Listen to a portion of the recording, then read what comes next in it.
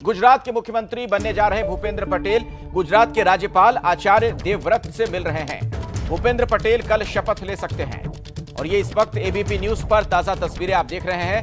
सूबे के राज्यपाल से मिलने के लिए पहुंचे हैं नए मुख्यमंत्री गुजरात के। बस अब से कुछ ही देर पहले भारतीय जनता पार्टी की बैठक हुई थी, विधायकों की बैठक, और उसके बाद यह निर्णय लिया गया कि अब विधायक दल के नेता होंगे भूपेंद्र पटेल, जो कि गुजरात के अगले सीएम बनने जा रहे हैं। आप तस्वीरों में देख सकते हैं विजय रूपाणी भी नजर आ रहे हैं और इसके साथ ही आप देख रहे हैं राज्य के जो राज्यपाल हैं वो भी, जिनके साथ ये मुलाकात चल रही है। तो गुजरात में ये एक बड़ा सियासी घटनाक्रम देखने को मिला है। चुनाव से करीब साल भर पहले बीजेपी ने अपना चेहरा वहां पर बदल दिया। हालांकि ये सवाल बना हुआ है कि आखिर इस बदलाव से कितना फायदा बीजेपी को होगा। पाटीदार समुदाय से आते हैं, घाट लोदिया से विधायक हैं भूपेंद्र पटेल। कहा यही जा रहा है कि विजय रूपाणी को लेकर एंटी इनकम्बेंसी या फिर कोरोना परफॉर्मेंस वगैरह को लेकर जो दिक्कतें थी, उस छवि को दुरुस्त करने का यह प्रयास है। हमारे साथ हमारे सहयोगी रौनक इस वक्त जुड़ गए इसी खबर पर और अधिक जानकारी हमें देंगे। रौनक, क्या सियासी हलचल आप गुजरात में देख पा रहे हैं और ये जो नया चेहरा अचानक से आ गया, जो कि बीजेपी की एक आदत सी भी अब हो गई है, कह सकते हैं कि एक सरप्राइज देने वाली बात, इसके पीछे क्या वजह आपको नजर आती है? देखिए, सरप्राइज बीजेपी में हो सकती है जो शख्स पहली बार विधायक बना है। हालांकि उनका पॉलिटिकल करियर काफ़ी लंबा है, 20-22 साल से वो एक्टिव थे। पहले स्थानीय लोकल बॉडी में वो चुनाव लड़ते थे और पहली बार 2017 में जब लड़े तब तभी भी किसी को अंदाजा नहीं था कि भूपेंद्र पटेल को टिकट मिल सकता है, और वो जीते। और आज ऐसे समय काल में जब 12-13 महीने के बाद चुनाव आ रहा है गुजरात में, इस बदलाव का सकारात्मक असर जरूर नजर आएगा, क्योंकि विजय भाई के चल गए एक एंटी इनकम्बेंसी बनी थी। लोगों में खास करके जो विधायक थे वो काफ़ी असंतुष्ट थे। विधायक ये कहते थे कि एडमिनिस्ट्रेशन यानी कि जो बाबू राज जो है गुजरात में काफ़ी हावी होता जा रहा है और विधायक या तो मंत्रियों तक की कोई सुनता नहीं है। और कार्यकर्ताओं में ज़्यादा आक्रोश था, जनता से भी ज़्यादा आक्रोश कार्यकर्ताओं में था। उसको दुरुस्त करने का प्रयास है। लेकिन बीजेपी की हालत गुजरात में वैसे भी अच्छी थी, क्योंकि जो जितने भी लोकल बॉडी इलेक्शन हुए, रूरल इलाके और ग्रामीण इलाके और शहरी इलाके दोनों में अच्छे नतीजे लेके आए थे। फिर भी पिछले 6 महीने से बातें चल रही थी कि विजय भाई को बदला जाए, और आखिर में हुआ भी यही। और जैसे ही बदला, ठीक उसके 24 घंटे के अंदर एक नया चेहरा लाके रख दिया।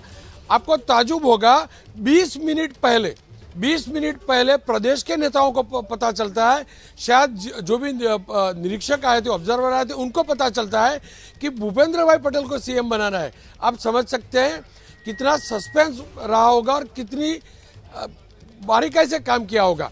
भूपेंद्र भाई काफ़ी लो प्रोफाइल है, पहली बार। दूसरी बड़ी बात है कि घाटलोडिया जो असेंबली सीट है वो अहमदाबाद शहर में आती है, और गुजरात के इतिहास में पहली बार ये हुआ है कि मूलतः अहमदाबाद में रहने वाला अहमदाबादी नागरिक, अहमदाबाद शहर का रहने वाला, हालांकि नरेंद्र भाई भी मणिनगर के विधायक थे, लेकिन मूलतः अहमदाबाद का नागरिक मुख्यमंत्री बना हो, और सबसे बड़ा शहर है, स्वाभाविक तौर पे उसकी असर आएगी। और पाटीदार कम्युनिटी सबसे बड़ी कम्युनिटी है। पाटीदार में लेवा पटेल और कड़वा पटेल दोनों है।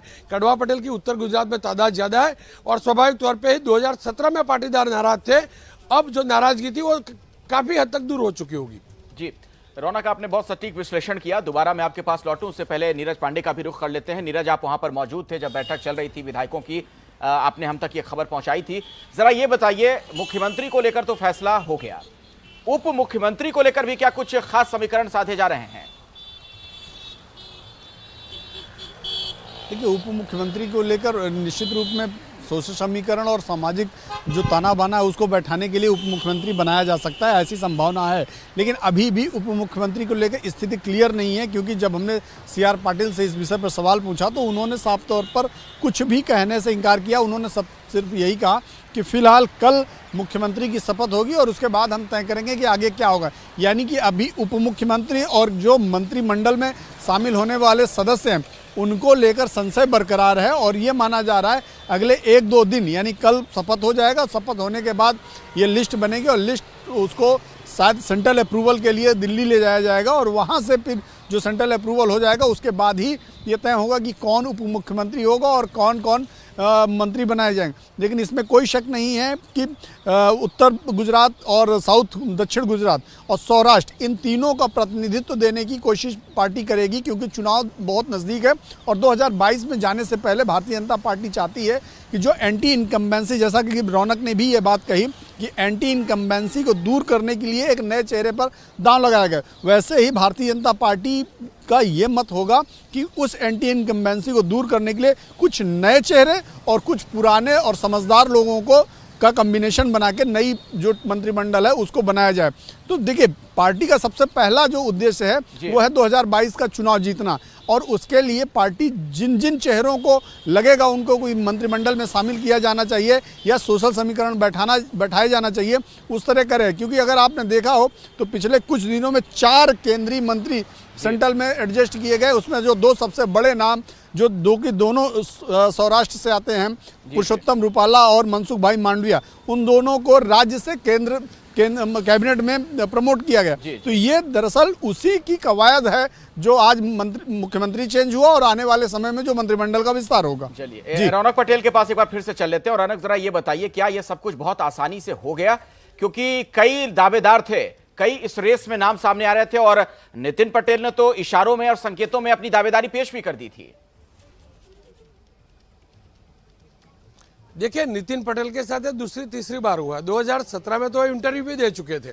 स्वाभाविक तौर पे उनकी नाराजगी हो सकती है, लेकिन ये पार्टी डिसिप्लिन के साथ जुड़ी हुई है और नितिन पटेल पार्टी की कार्यशैली को जानते हैं, नरेंद्र भाई को भी जानते हैं, अमित भाई को भी जानते हैं कि किसी भी किस्म की एक्टिविटी करना जो पार्टी के डिसिप्लिन के खिलाफ हो तो महंगा साबित पड़ सकता है।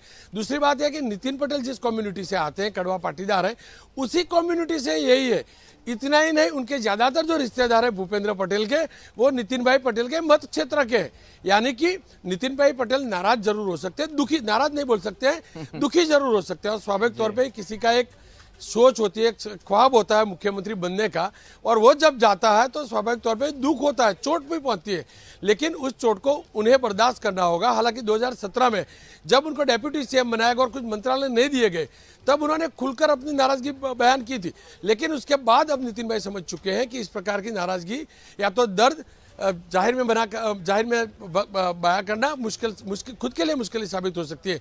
दूसरी बात यह कि गुजरात बीजेपी देश के किसी भी बीजेपी यूनिट से ज्यादा डिसिप्लिन में बिलीव करता है। गुजरात में बीजेपी का एक भी विधायक अब तक कभी भी पार्टी के किसी भी डिसीजन के खिलाफ नहीं रहा है, और स्वाभाविक तौर पे उसी सिलसिले को आगे बढ़ाने का प्रयास किया गया है।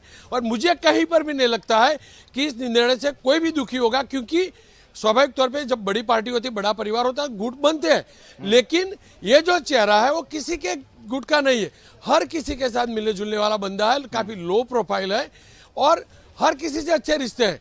तो मुझे लग रहा है कि भूपेंद्र पटेल हर किसी को बैलेंस कर सकता है। दूसरी बात है क्योंकि सीआर पटेल काफी हाई प्रोफाइल है और यह लो प्रोफाइल है, तो एक दूसरे को पूरक हो सकते हैं। ठीक है, कहीं पर 10 ये सारी बातें तो हैं, लेकिन एक सवाल ये भी खड़ा होता है, नीरज मैं चाहूंगा आप जवाब दें इस पर। चेहरे की बात जो बार बार हो रही है, ठीक है, एक चेहरा बदलकर दूसरा चेहरा बीजेपी यहां पर ले आई, लेकिन गुजरात में नरेंद्र मोदी से बड़ा कोई चेहरा नहीं है बीजेपी के लिए, तो चेहरा तो वही है, तो फिर इन चेहरों को बदलने से क्या बदलाव आप देख रहे हैं? क्या ये जो बातें कही जा रही हैं कि गवर्नेंस को लेकर दिक्कत थी या कोरोना के समय में बढ़िया काम नहीं हुआ या एंटी इनकम्बेंसी है, तो ये चीजें दूर हो जाएंगी? देखिए, इसमें कोई शक नहीं, भारतीय जनता पार्टी के एक एक नेता से अगर आप बात करेंगे, केवल गुजरात ही नहीं, उत्तर प्रदेश की बात करें, राजस्थान की बात करें, असम की बात करें या बंगाल की बात करें, या कहीं भी किसी भी राज्य का चुनाव होता है, वहाँ नरेंद्र मोदी ही सबसे बड़ा चेहरा होते हैं। और नरेंद्र मोदी तो गुजरात के ही रहने वाले हैं, लंबे समय तक, करीब 14 साल से ज़्यादा का समय उन्होंने मुख्यमंत्री के रूप में काटा है।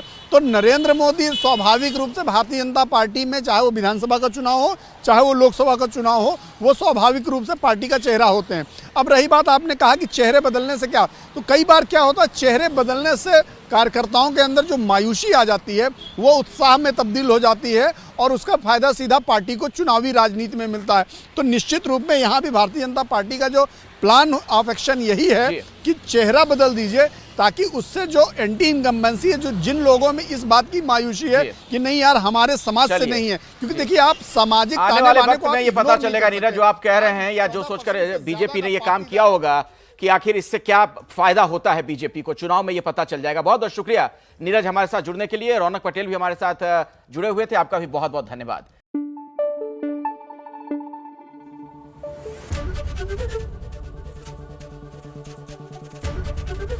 एबीपी न्यूज आपको रखे आगे।